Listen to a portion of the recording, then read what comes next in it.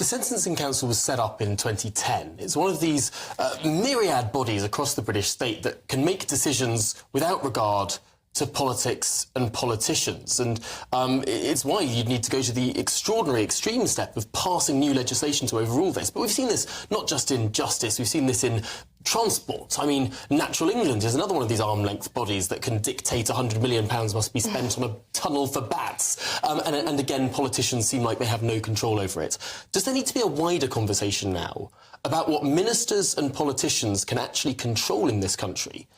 Because it seems to be that actually the people we elect to Parliament have very little power now. Yeah, I think you're absolutely right.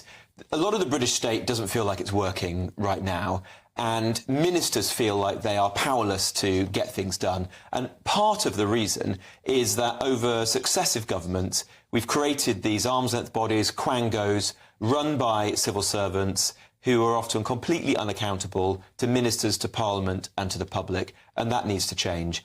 And for the judiciary, of course they should be making sentences free from interference by politicians.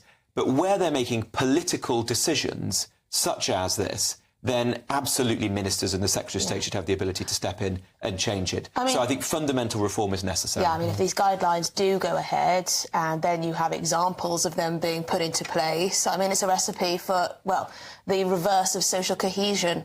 Societal breakdown. You can't have people, you know, it's a recipe for grievance, isn't it? You know, you can't have a multicultural, multiracial society that works in harmony if people are getting special treatment. But thank you very much indeed, Robert Jenrick, Shadow Justice Secretary, here with us in the studio.